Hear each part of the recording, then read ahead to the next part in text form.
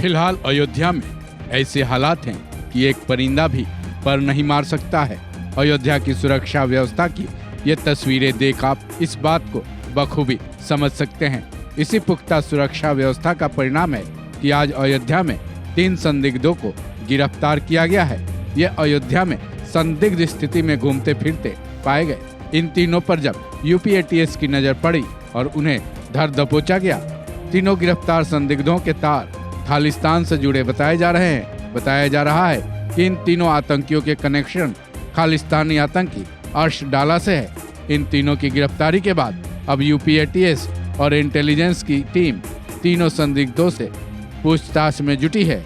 साथ ही जानकारी ये भी दी जा रही है कि इन तीनों में से एक का नाम धर्मवीर है, जो कि राजस्थान के सीकर का रहने वाला है, जिसके तार खालिस्तानी समर्थक आतंकी अर्श डाला से जुड़े हैं, जिसे भारतीय नेशनल सिक्योरिटी यानी एनआईए ने वांटेड घोषित कर रखा है। साथ ही भारत की सरकार ने अर्श डाला को आतंकी भी घोषित किया हुआ है। वहीं तीनों संदिग्धों की गिरफ्तारी को Ayodhya law and order DG ने भी पुख्ता कर दिया है, जिनके मुताबिक चेकिंग अभियान के दौरान तीनों संदिग्धों को हिरासत में लिया गया है, जिनसे पूछताछ चल रही है। वहीं वन इंडिया के संवाददाता ने भी इस बारे में अपने ग्राउंड रिपोर्ट के जरिए खास जानकारी दी है।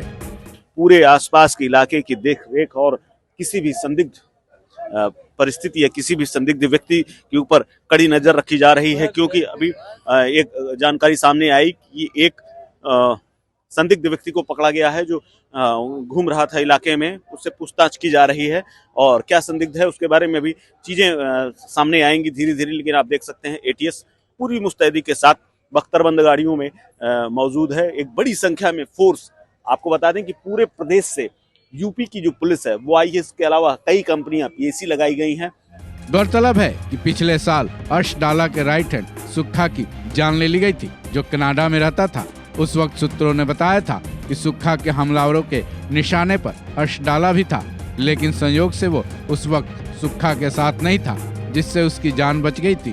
बहरहाल अब पूछताछ में ये तीनों संदिग्ध क्या कुछ राज उगलते हैं, उसी के आधार पर इस मामले में आगे कुछ भी कहा जा सकता है। हालांकि सुरक्षा बलों ने इनके नापाक मंसूबों को पूरी तरह से नेस्तनाबूद जरूर कर दिया है। इस खबर में बस इतना ही। बाकी अपडेट्स के लिए जुड़े रहें वन इंडिया हिंदी के साथ।